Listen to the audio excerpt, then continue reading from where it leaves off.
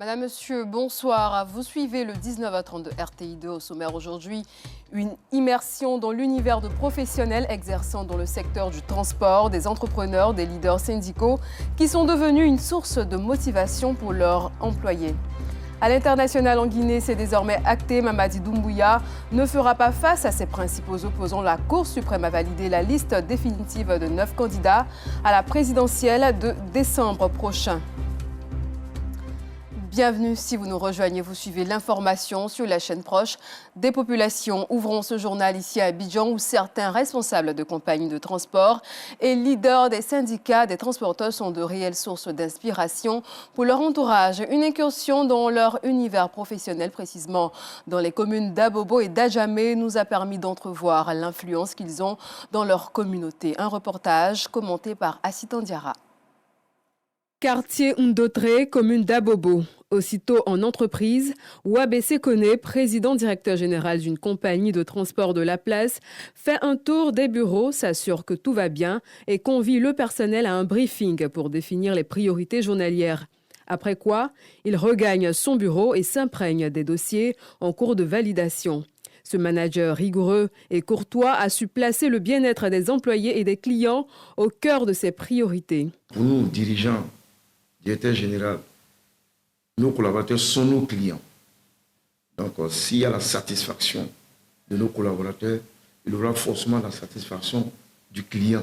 Donc, nous créons toutes les conditions pour que ces collaborateurs soient vraiment dans les meilleures conditions. Une bonne masse salariale, aider les collaborateurs dans la formation, aider aussi les collaborateurs aussi dans du social. Ils se sentent considérés et ensemble, ils sont motivés. Chaque trimestre, on a le week-end du client. Tous les clients qui viennent chez nous, ils sont célébrés. Et chaque client qui va monter dans le car, quel que soit le lieu, a un cadeau. Le personnel employé est témoin des qualités humaines et professionnelles de Wabessé. Il ne tarisse pas d'éloges à son endroit. Il a la main sur le cœur. C'est quelqu'un qui est vraiment généreux. Il met la main à la pâte. Mais vous venez un jour à la gare, vous allez le voir à 6h30. C'est lui-même qui installe les passagers. Il coupe les tickets. Voilà, il est au fouet, au moulin. Je suis très contente d'être sa collaboratrice. Et je ne regrette pas un seul instant.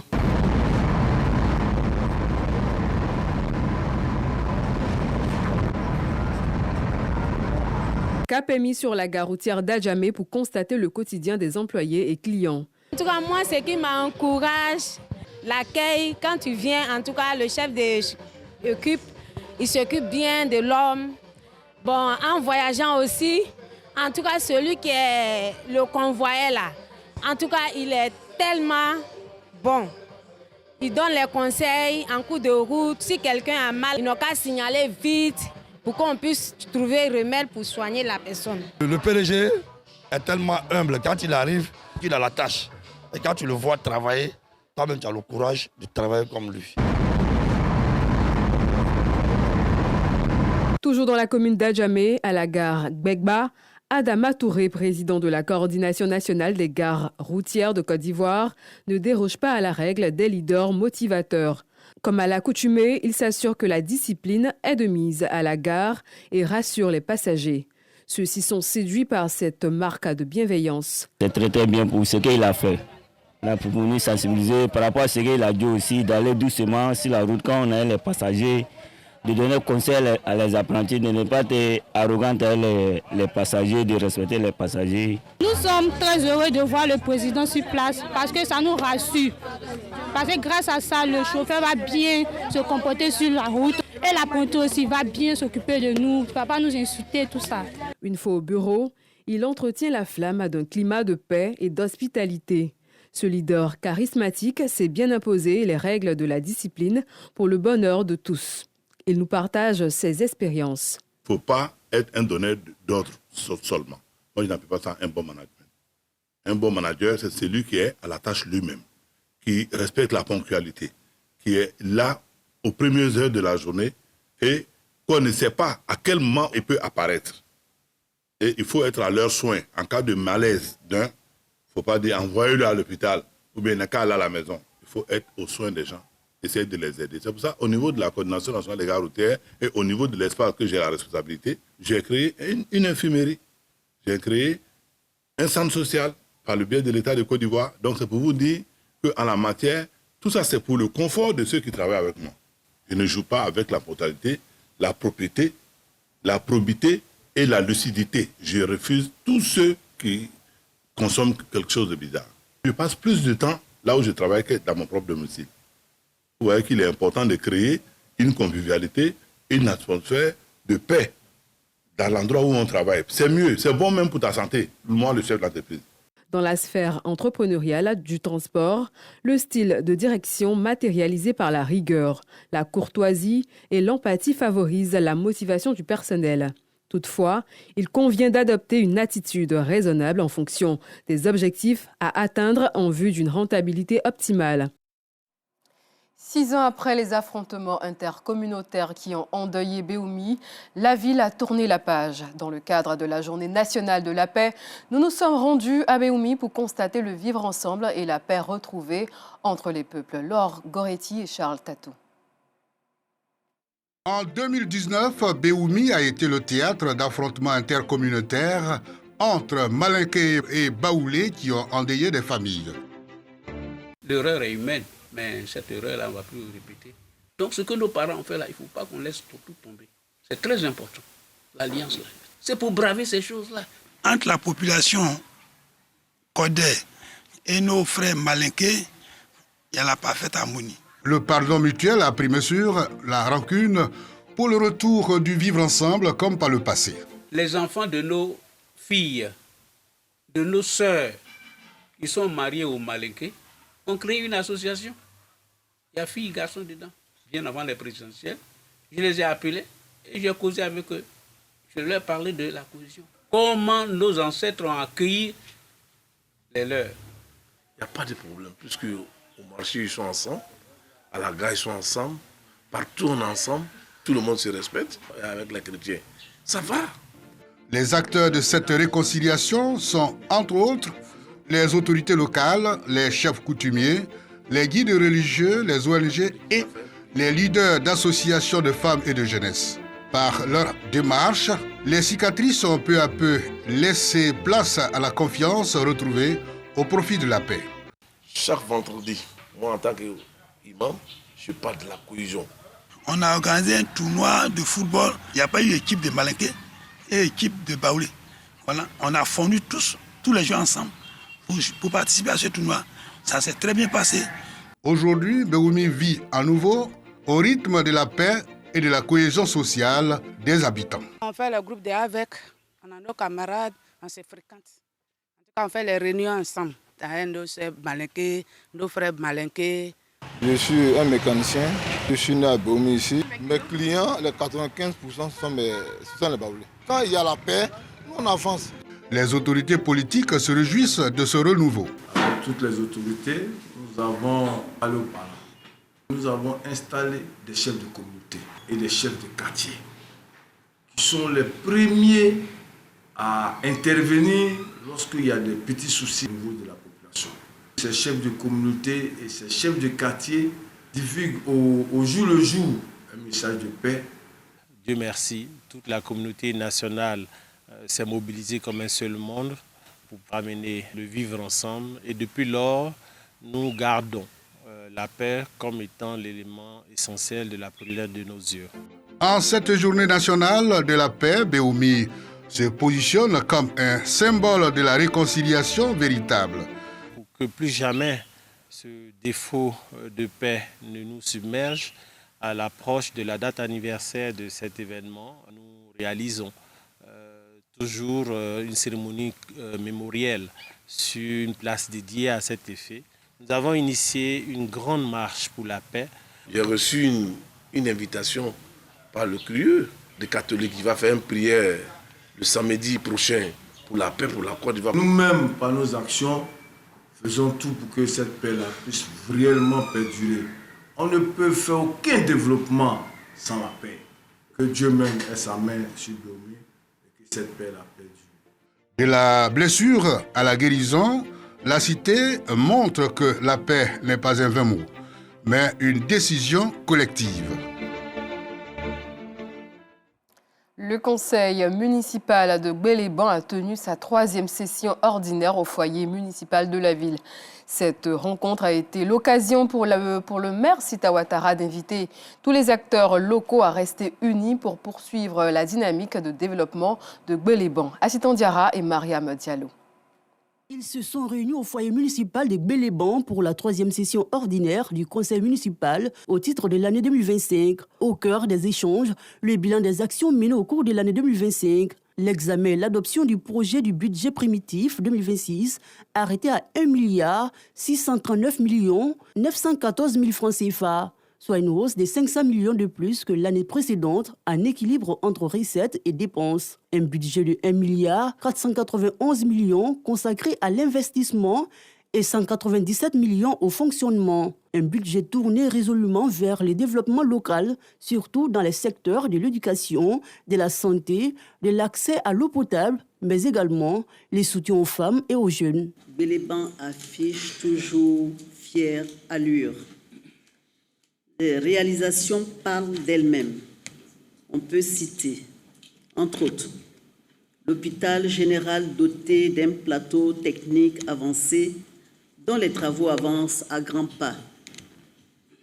Le lycée professionnel déjà fonctionnel, les conseillers municipaux, les employés communaux. Nous sommes sur la bonne voie, celle du développement durable, celle des sillons tracés par le président de la République, Alassane Ouattara, pour une Côte d'Ivoire unie, forte et prospère. Au-delà du bilan et des perspectives, plusieurs autres points abordés. Les taxes communales pour l'exercice 2026 et le cadre organique des employés municipaux. Après la rencontre, direction l'école primaire publique EPP1 de Gbéléban. Là, la première magistrate a offert plus de 1000 kits scolaires aux élèves. Un moment de joie et de partage qui vient renforcer les efforts du gouvernement pour une éducation accessible à tous. La 6e édition du concours Micro d'Or a tenu toutes ses promesses à Bouaké. Ce concours radiophonique destiné à initier les jeunes au métier de journaliste, d'animateur et de technicien radio a connu son apothéose il y a quelques jours au centre culturel Jacques Aka où les lauréats ont été récompensés. Laure Goretti et Charles Tatou. Finale de la 6e édition du concours Micro d'Or au centre culturel Jacques Aka de Bouaké. Un concours radiophonique qui vise à mettre en lumière les talents en herbe dans le milieu radiophonique. Ici, les finalistes s'affrontent dans les différents domaines, à savoir le journalisme radio, l'animation radio et la technique radio. Les vainqueurs des différents domaines connus. C'est le travail, la persévérance, aussi l'observation, parce qu'avec la radio, on a bénéficié de conseils durant toutes les différentes éditions qui nous ont permis de nous améliorer. C'était une manière pour moi de mettre en pratique les stages que j'ai faits. Voilà, et grâce à tout ce que j'ai appris, j'ai pu donner ce que j'avais et puis le résultat est là. Le premier prix porte sur un stage de formation pratique au sein de la radio Alliance FM. Pour l'initiateur, Alex Yao, directeur de la radio Alliance FM Bouaké, ce concours recherche à dénicher les jeunes talents du métier de la radio. L'idée est venue du fait que nous avons dans notre corps de métier des jeunes qui aspirent donc à faire de la radio, de la télévision, mais qui n'ont pas cette occasion. C'est un mystère, c'est vrai, mais il faut briser ce mystère-là et puis donner la chance à cette jeunesse qui veut vraiment embrasser ce métier. Le représentant de la marraine, Marie-Laure Ngoran, se dit heureux de voir que la relève est assurée pour le domaine de la radio. Je crois que c'est une excellente idée, initiative déjà de promouvoir la saine émulation, de mettre en compétition les jeunes et qui leur permettra certainement de développer leur potentiel. Le public venu nombreux a été gratifié de belles prestations par les futurs hommes de médias. Le Micro d'Or donne donc rendez-vous en 2026 pour la 7e édition.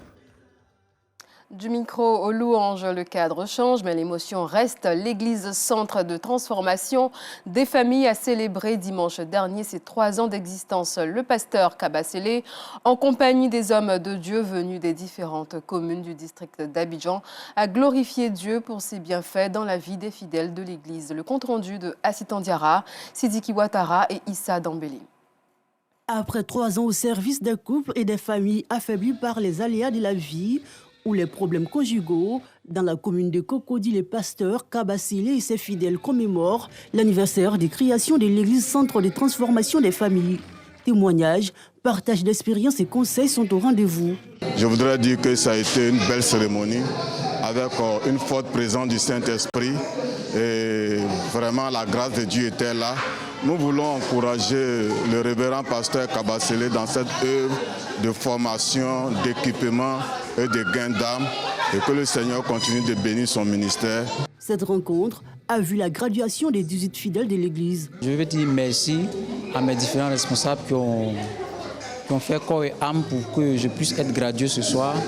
Et je bénis encore le pasteur qui a permis à ce que cette formation puisse être gratuite. Avant, il y a le caractère qui était là avant.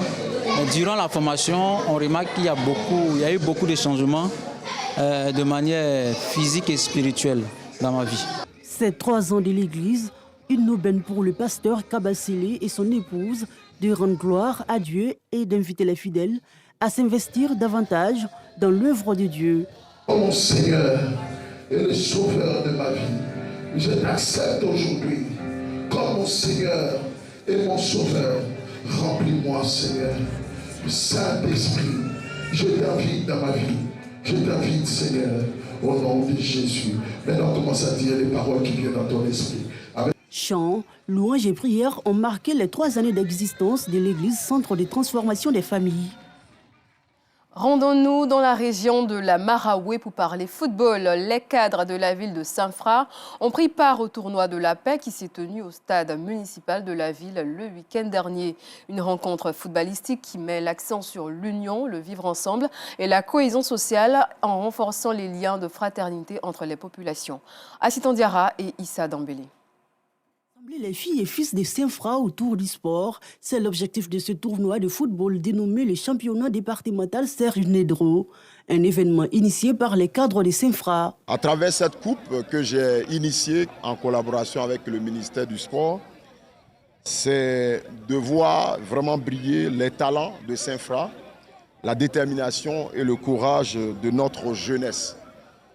Vous êtes la preuve vivante que Saint-Fra regorge des champions, de porteurs d'avenir et de modèles d'inspiration.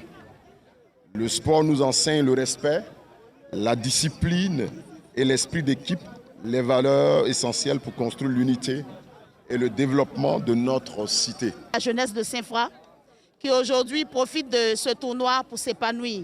C'est une joie pour nous et notre souhait c'est qu'à Saint-Fra nous ayons des mécènes comme vous pour encourager la pratique du sport, pour encourager les jeunes à mieux s'occuper, à renforcer la cohésion sociale et l'entente. Je vous invite à faire de cette finale un moment de joie, de fraternité et de paix. Que la meilleure équipe gagne dans le respect et la sportivité. Vive la jeunesse de Saint-Fra. Ce rendez-vous sportif a opposé les équipes du Poro Bénéfla et du Real de Saint-Fra. Après 90 minutes de jeu, l'équipe du Real de Saint-Fra remporte la victoire.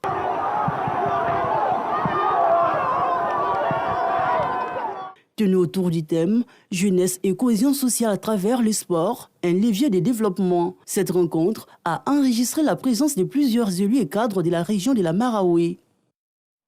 Dans l'actualité internationale, en Guinée, 9 candidats ont été retenus pour l'élection présidentielle du 28 décembre prochain. C'est ce qu'indique la liste définitive publiée par la Cour suprême du pays ce mardi 12 novembre. Le président de la transition, Mamadi Doumbouya, ne fera pas face à ses principaux opposants, l'ancien président Alpha Condé, Cellou Diallo et Sidia Touré, dont les candidatures ont été invalidées par la Cour suprême. La campagne électorale, elle, s'ouvrira le 28 novembre prochain. En France, 10 ans après les attentats du 13 novembre 2015 à Paris et à Saint-Denis, les survivants et les familles de victimes se souviennent toujours de cette nuit effroyable. 20 accusés, près de 2500 parties civiles, plus de 300 avocats, des centaines de témoins, 10 mois d'audience, un procès historique marqué par des dimensions hors normes. Aujourd'hui, les chercheurs évoquent l'impact psychologique sur les victimes qui, pour la plupart, sont toujours sur le chemin de la guérison et témoignent de la construction d'une mémoire nationale. Voilà, c'est la fin de cette édition. Merci de nous avoir suivis. Bonne suite de programme sur RTI2.